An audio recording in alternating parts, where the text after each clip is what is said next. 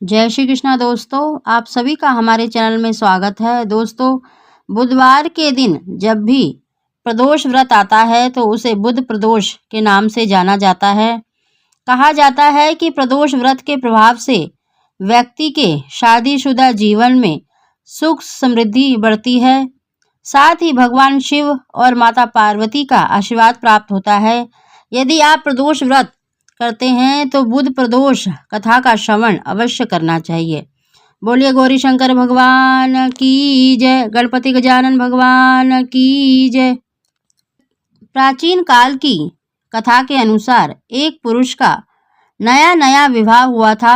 वह गोने के बाद दूसरी बार पत्नी को लिवाने के लिए अपनी ससुराल पहुंचा और उसने सास से कहा कि बुधवार के दिन ही पत्नी को लेकर अपने नगर जाएगा। उस पुरुष के सास ससुर ने साले सालियों ने उसको समझाया कि बुधवार को पत्नी को विदा कराकर ले जाना शुभ नहीं है, लेकिन वह पुरुष अपनी जिद से टस से मस नहीं हुआ। विवश होकर सास ससुर को अपने जमाता और पुत्री को भारी मन से विदा करना पड़ा। पति पत्नी बैलगाड़ी में चले जा रहे थे।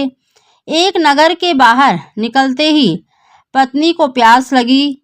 पति लोटा लेकर पत्नी के लिए पानी लेने गया। जब वह पानी लेकर लौटा तो उसके क्रोध और आश्चर्य की सीमा ना रही, क्योंकि उसकी पत्नी किसी अन्य पुरुष के लाए लोटे से पानी पीकर हंस हंसकर बात कर रही थी।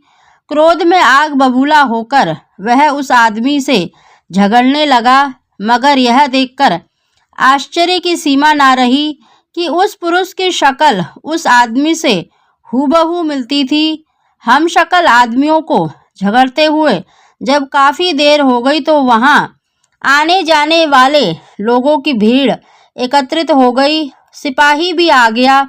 सिपाही ने स्त्री से पूछा कि इन दोनों में से कौन सा आदमी तेरा पति है? तो वह बेचारी असमंजस में पड़ गई, क्योंकि दोनों की शक्ल एक दूसरे से बिल्कुल मिलती थी। बीच राह में अपनी पत्नी को इस तरह रोता देखकर उस पुरुष की आंख भर गई। वह शंकर भगवान से प्रार्थना करने लगा कि हे भगवान, आप मेरी रक्षा करो। मुझसे बड़ी भूल हो गई जो मैं बुधवार को पत्नी को विदा कराकर लाया। भविष्य में ऐसा अपराध कदापि नहीं करूँगा। उसकी वह प्रार्थना जैसे ही पूरी हुई तो दूसरा पुरुष अंतर्ध्यान हो गया और वह पुरुष सकुशल अपनी पत्नी के साथ अपने घर पहुंच गया। उस दिन के बाद पति पत्नी नियम पूर्वक बुधवार के दिन प्रदोष व्रत रखने लगे। बोलो भगवान गौरी शंकर भगवान की जय। बोलो माता पार्वती की जय।